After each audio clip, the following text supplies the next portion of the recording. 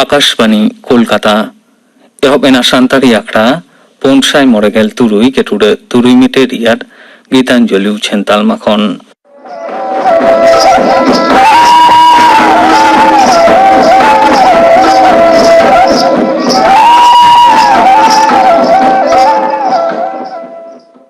तेही आखड़ा रियाद एतहब रेतो बनाजुम गट लेगे सुबोध चंद्र सोरेन आर सावतेन को सापड़ावतेना दंग सेरें सेरें रेतो मेना किना नमिता सोरेन आर फुलमुनि टुडू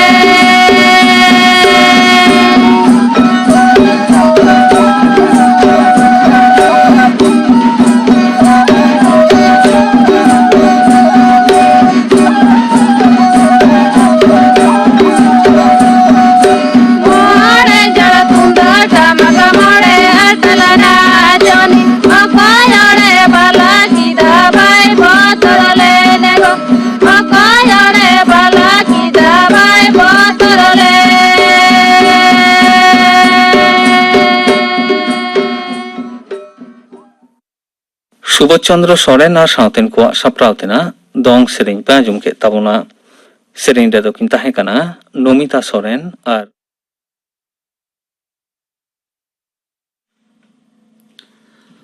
आकाशवाणी कोलकाता खबर पढ़ाए धनंजय सोरेन माराम मंत्री मानतान नरेंद्र मोदी दो तेहें वीडियो कॉन्फ्रेंसिंग तलाते गुजरात रेना गांधीनगर रे विनियोगकारी को हेलमेल ए उड़ाव सगुन केदा मारेन गाड़ी कोरेना यंत्रपाति व्यवस्था रेना कठम तैयार लगिन जतियारी अरी दिशा झिज सगुन केदा नवा नेशनल ऑटोमोबाइल स्क्रैपेज पॉलिसी दो दिसम रेना मोटर गाड़ी कारगर नवा दिसई उदुगा मेंते मारांग मंत्री दो दृढ़ आसे सदर अकादा मानतान मोदी दो मेन केदा होय हिसित बनोदल दिसे काते नवा उयहर भावना रेया लक्ति मेनाआ आखड़ा रे तालमा डाहार सागाड़म मंत्री मानतान नितिन गडकरी दो नवा स्क्रैपेज पॉलिसी खातिर मारांग मंत्री दो सरहाव केदिया उनी दो मेन केदा नवान अरीते मोटर गाड़ी रेया अखरिंगे बढ़ावा नोआते तालमा आर पनत रेया जीएसटी जावरा बडुआ पेगे खना 5,000 करोड़ टाका तालमा खेलोड और जुआन उपकर मंत्री मानतान अनुराग ठाकुर दो तेहें नवा दिरे मेजर ध्यानचंद जातीय स्टेडियम खना दोसार फिट इंडिया फ्रीडम रन रेया ए उढ़ाव सगुन केदा एगे मोणे आना फुरगल महानागस्ते आजादी का अमृत महोत्सव दो हड़मो हटिंग लेकाते दिसम जाकात रे नवा कमी होरा पालाव कना नवा रेया मानतार दो हुयु कना फिटनेस की डोज आधा घंटा रोज दिसवे को नवा कमी होरा तालाते दिनम हिलो ताला घंटा हड़मो चर्चा रेना कथा चालो गो कना नीति आयोग दो इलेक्ट्रॉनिक गाड़ी लगिन चार्जिंग व्यवस्था बनाव रे पनत सरकार और टोठारी गांवता को हर दिशा उदुग लेकाते मिद हैंडबुके उछनेत कना नोआते दिसम रे चार्जिंग कठम बढ़ाव और इलेक्ट्रॉनिक सगाड़म हो सुघुड़ुआ दिसम रे दिनम हिलोगा उनुचुड़ नासेना कम अकानते हुई अकाना 5,100 बागे हलाना तुलुज रे तेहेኛ लेखा दो 12 टुड तुरुई हिंस कम 22 घंटा रे नापाय अकाना को 12,200 आगे मर्जना गज अकाना को 900 इगे मर्जना हला नोआ रेना लेखा दो ताहे कना 500 आगे याय टुड 3 हिंस को बुगी अकाना चिकित्सा रे मेना अकाट को 2,61,000 लेका कोरोना पेशेंट पनत रे दिनम हिलोगा कोरोना उनुचुड़ बढ़ाव अकानते 5,000 हुई अकाना 22 घंटा रे बुगी अकाना को 5,000 जना गज अकाना को 1,000 जना साय रे आगे रेल टुड मिद मोड़े हटिंग को बुगी अकाना हलानो पनत रे टीका को एमाट को 2,13,900 डोज जतो कोते नित हबीते 2 करोड़ 2,12,000 वैक्सीन डोज को एम अकावाट को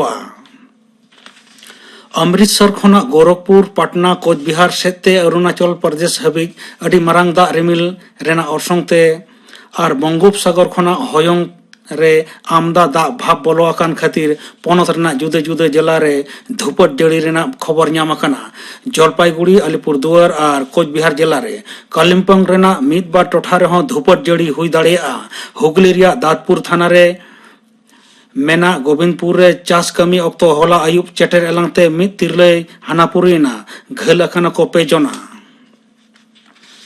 नई रे दा बढ़ती एन खातिर मालदा रेना भूतनी केशवपुर रे मेना चास बांध दो होला निद भांगाट एना मेनते मानिक चौक रेनी वीडियो जय अहमद दो मेना कदा दा बढ़ती एन खातिर गे नवा विपद दो बांध तोल कमी हरा दो अड़ी जोर सुर तोंगे रे मेना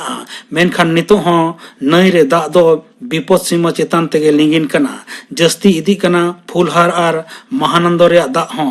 रातुआ मिद नंबर और मानिक चौक ब्लॉक रेन बांगते रहो बागे मोड़े गोटांग अतु होड़ को सहा काट कोआ पश्चिम बांगला रे उच्च माध्यमिक सेचेत माडर नवान पार्षद दय हुईना चिरंजीव भट्टाचार्य उनी दो महुआ दास बदलते हुई अकना उनी दो 4 सेरमा लगिन पार्षद हुदा रे को दुड़ुब केदिया चिरंजीव बाबू दो जादवपुर पनत जादवपुर जगत बिरदगार नि सह उपाचार्य हुदा रे ताहे कना तोंगे सेरमा रना उच्च माध्यमिक बिडो रेना अर्जो इदी कते रापाचा खातिर महुआ दास दको ओचो अकादिया मेनते आई उमानो कना जुदी हो सेचेत माडर ना उनुदु लेकाते ओचो कायरिया जहान ओजे कोदो बांग मेना कना जम्मू कश्मीर ना कुलगाम जिला रे मेना मालपुरा मीर बाजार सुर रे दु दरम फद साव सेंगेल टूटी तेपेरंगते मिद लोलो हताई दय गज अकना श्रीनगर जम्मू कश्मीर जातीय डहार रे होला बीएसएफ को मिद कॉन्भॉय नेल घती कते लोलो हताई कोदो उतहोली सेंगेल टूटी आड़ा को एहब केदा नोते खन हो सेंगेल टूटी रेना जड़ी दो लेतार ताहे कना न्यूतेन खातिर दु दरम जरपा दो हपिदना तेही सेता आरहो गे एहब एन रे मिद लोलो हताई दय गजना तेहेኛ खबर पढ़ा दो नोडे गे मुचत एना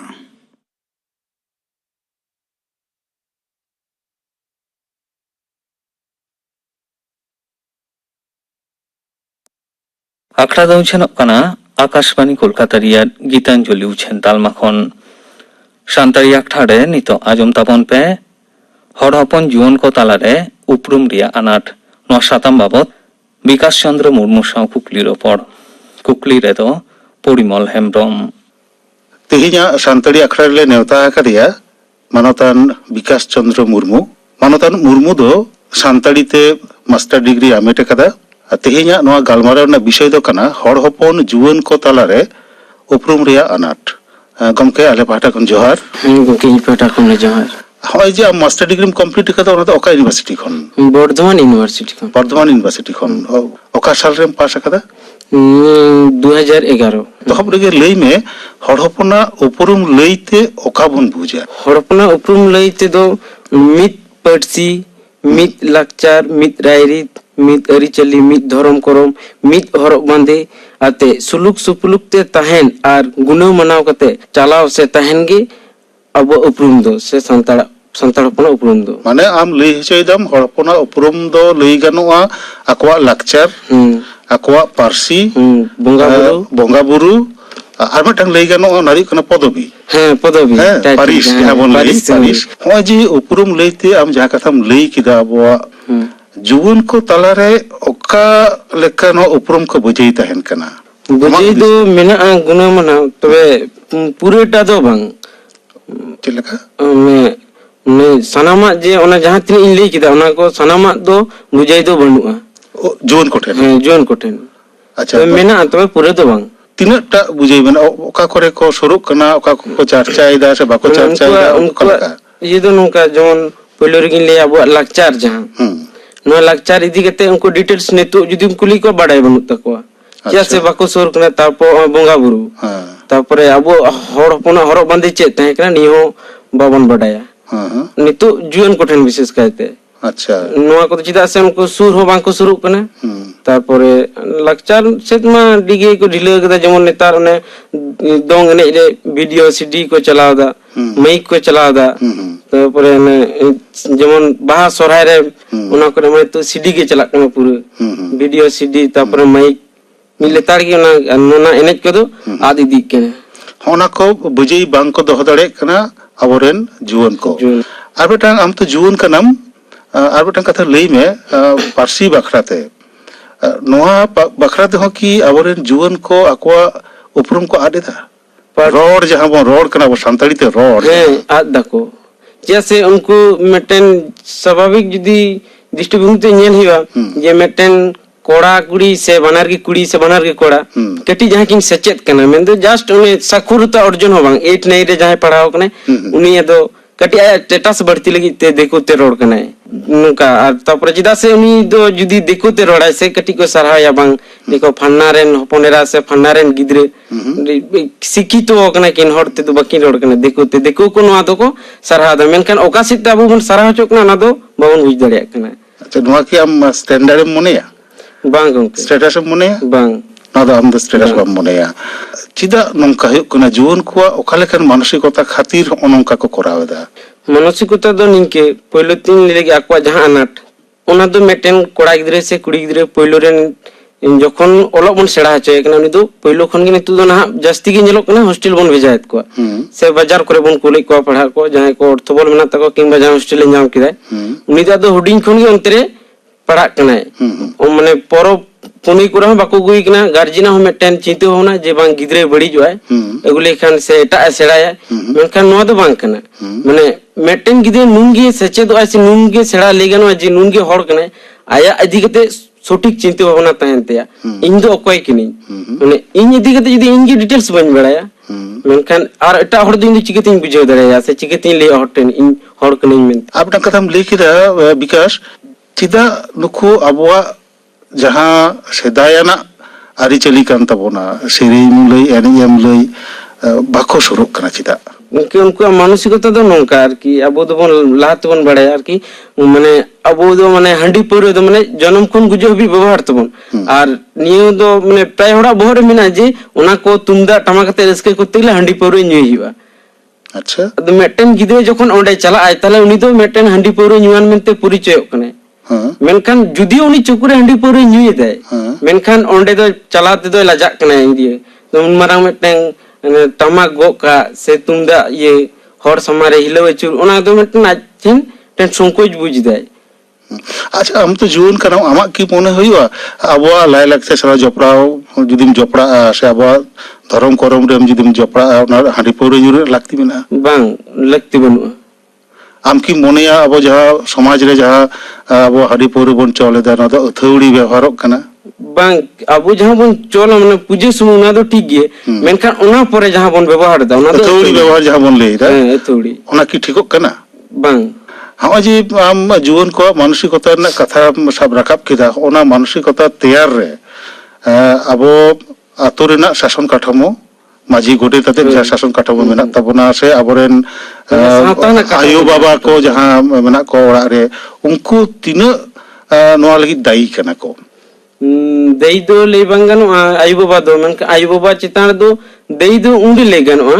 आई गिद्रे दो आई दो पुलर भागे लगी की चेष्टा से आदो नोडे नोंका कना मेटेन गिद्रे जखन स्कूल खन पढ़ाव कते हेज नै उन समय उनी गिद्रे दो हर साबी दो बाम मेसा हचोया से बांगबन मेसा हचोया उनी गिद्रे उनगे बड़ी जो कना मेका उनी मेसा चुने नोंका नुंगड़ी मेसा हचो कना उनी जमन भागे होरे ताहेना 3 घड़ी उन घड़ी गे मेका जखन बड़ी जो ओंडे खन गे उनी दो रोड गुई जे उन समय मेता ही ओना दो बड़ी केना नोआ दो भागे केना आम की मोनेया अबवा एने सेरेइन रे नौकाना जहाना मेना जहां अबोरेन कोड़ा गिद्रे हुयो कुड़ी गिद्रे हुयो बाड़ी जे कनाय से अबवा शासन काठामो रे उनकाना जहाना मेना उनका दो बांग ताहले चिदा को नौका कना अबोरेन जीवन को ओनोना गे जीवन को नौका बोलते ने मेटेने सारी कथा लई तो चेने मेटेन गिद्रे जखन पढ़ावा सेड़ा किदाय उनी दो हरते लई से हड़ा जहां अरी चली मेन दो ने अडी हन को ले गया ना सेया हांडी कोई तिनो बंगा बुरी देवा सेवा कोय नौकान कथा को ले गया तारपरे अने जहां लेके मिदा ने उनु मारंग टमाक गो अचुर कते और सा ने आज दो नी दो बाय सुचितोन कना नी दो बाय हिर कदे नी तो उनका ले दे जे इन दो कोई किनी ने सावता चेतिन ने लक्चर चेतिन ओना मानसिकता चिकते तैयार कना टमाक रू लेखा ना द लाजाव रे ना कना आदो उन्हें उन्हें लहरा दो मेटेन सिविल जिनिस ᱧᱟᱢᱮ दो भागे भागे एने सेरिंग हिंदी फिल्म बांग्ला फिल्म नोंकाना ताले के मने होय जे नोकाना चमकोरिया जिनिस अब को बन आजम एदा बन चाहे ओना दो हिंदी सिनेमा कोन होयो बांग्ला सिनेमा कोन होयो से अबोरेन जहां सेरी रुसिका को मेना को उनको जहां सीडी को कैसेट को उंडोगेदा ओना के दाई कनाय अबोरेन जीवन को होंका मानसिकता तैयार दाई दो बांग कनाय तर चिकते माना जीवन को होंका मानसिकता तैयार कना अपनारा उपरुम खन को सहाक कना मानसिकता दो नोंका त माने निजिरा लाय लक्चर जिनिसटा चेत कना बको बड़ाय दा नोआ के डिटेल्स बांग को बड़ाया माने ओकाठन अनाट कना जहां अनाट खातिर बांग को सेना दाड़िया कना नको जीवन को अनाट दो नोंका ले आको हो बाको शुरू कना से पुरुदुल को जाय को तहन कना अतोरेन को उनको बाको होवा को कना ओकाठन अनाट कना अनाट दो ले गनो आको ही बांग को शुरू कना तारपरे जहां को बड़ाया उनको होना उनु पुष्टो धारते तो बांग को लेया ने तो उनको दो नोआ खातिर तो बांग को लेया न गिद्रे को व्यवहार नेल कते मेटेन जखन समय रे होवा दिया जी नितु दो नोंका बंगा बुरु हे कना ताले देला उनी दो उन समय बांग हेते एटा मेतन कमी रे जोड़ नै मेन दो आया लाभ जहां से होते उनकान एटा से चिंते होना एते मने चिंते होना किदे आम को जी बई बईते सहा कना को अबवा उपरुम खन जीवन को नोआ की ठीकक कना बांग अडी मारंग बड़ी किने नोआ दो ताहले तो नोआ कथा लई गानो विकास अबवा उपरुम बुझे दोहरे ना लागती मेना अवश्य चेलका खातिर जीवन कोठे नोआ अब बन बुझे दो दड़े ओका लेखान पांथा हताव लग कना आमा उदिसते इने उदिसते से इने लई दो उनको टे इने नेहर से अरदास तहन कांतिनी सनम जीवन को जहां जहां का अवस्था रे मेने अब दो हर मित कथा तीन लिया कमी जोम हर कना बन जहां दो जहां कमी के होते हरा जीवन दो अनट तला तिगे बहिलो आर किंतु ओना अनट मुद्दे रेगे ने अब ओना चिका मिना तो लाय लक्चार बंगा बुरु बिनती बाखेड़ जहां को मिना तबना मारे दामाना जिनिस जहां दो लेकनो असांबाड़ी जिनिस जहां दो तुलना बांग नोकान जिनिस रे जतो हर शॉर्ट सेटर होय तबना जहां तने एटके टोड़े तहन रो ना शॉर्ट सेटर केते बड़ाई होय तबना जेमन कथार के मिटा मिना अजाना के जना ओ देखा के देखा ना मिटन हड़ा मिटन चिरंतन आकांक्षा जहां नि दो अब सनम जुन कोठेन नियो उगु हो मने रे इन्हो सेड़ा हेतिनी जेतु संतार कनी मेटा जाति कनी मेटा जाति इदी कते गर्व उंडीगे लेय गनोआ होनवा मानुष को तो अकोय अगुया आगीभार दो कोया कना आतो ना कना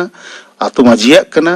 होड़ा कना आयु बाबा कना से बेटा स्कूल नि माचेदा कना ओकोय अंगीबार ओकोय अंगीबार तो लेगन 99% तो जुआन को आगे अपने निजेरा गे या से निजेरा दरकार kan निजे तो आमले जहां कथा हम लेदे निजे तो बाको बुझ दाड़िया कना बाको सोरक कना बाको चर्चा ओना लगी तीन उनको ठनी नेहरिन दोया जते उनको शहर सेटर मको प्लस जहां अतुरेन मुखिया को मेना को मंजी अब जहां टे काठामु उनको ठनी नेहरोआ जते उनको अब जहां नितु पपोंगड़ा को मेना को ताबुना ते सनम को सेड़ा दाड़िया मा को जहां तिनु मेना को ये बहरे उना को जमन जतो को एम हटो का मालो को इदी दाड़ाय मा अतु माजी कथा हम ले किदा विकास तला मटंग अतुरेनी माजी ओका लेखान कमी होराय साब लेखान ओना अतुरेन जुवन को नोआ अकवा उपरुम को साब दो दाड़िया अतु ना मोटोटी ना अबु जहां मिटन परब पुनै को मेना तबना ना को ठीक ठीक से मनाव गुना होइबा प्लस आर ना अतु मंजी बेगोर जहां नितु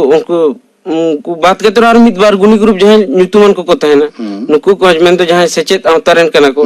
नुकु आर अतु मंजी हते माजे मध्य में टन कते ये नोकाना कि जहां भी प्रोग्राम दो होइबा दुपुरुप दो होइबा जे ओना प्रोग्राम ते नो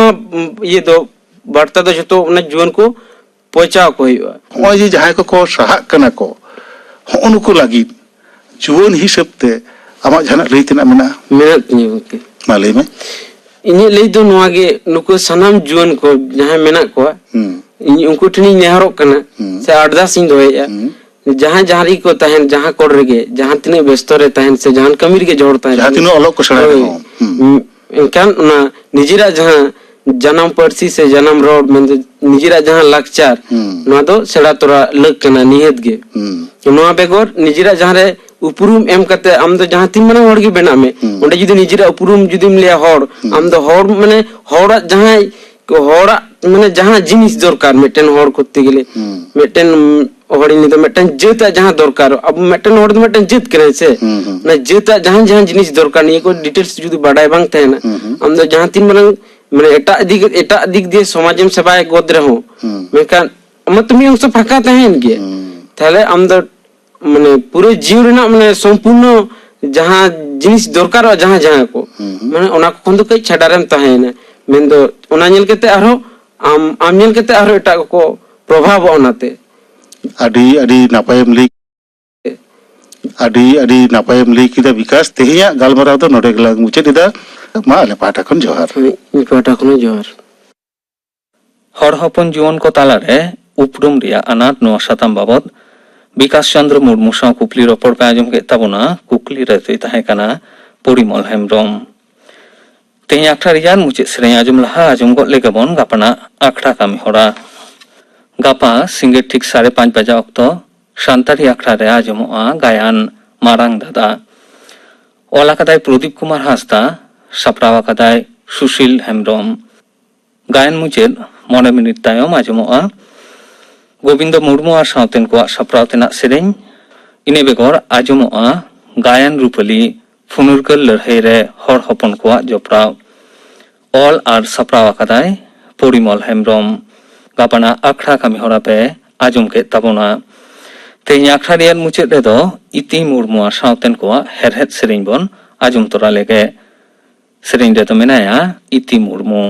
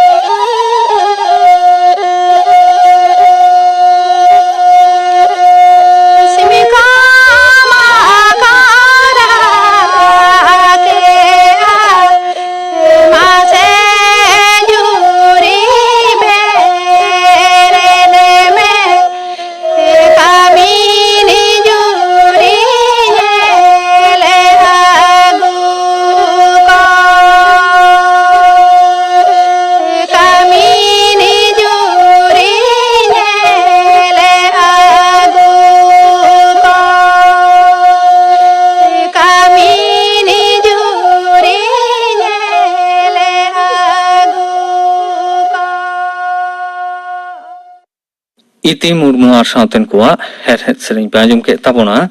ᱥᱮᱨᱮᱧ ᱨᱮᱫᱚᱭ ᱛᱟᱦᱮᱸ ᱠᱟᱱᱟ ᱤᱛᱤ ᱢᱩᱨᱢᱩ᱾ ᱱᱚᱣᱟ ᱥᱟᱶᱛᱮᱜᱮ ᱛᱮᱦᱮᱧᱟᱜ ᱥᱟᱱᱛᱟᱲᱤ ᱟᱠᱷᱲᱟ ᱫᱚ ᱱᱚᱰᱮ ᱜᱮ ᱢᱩᱪᱟᱹᱫ ᱮᱱᱟ।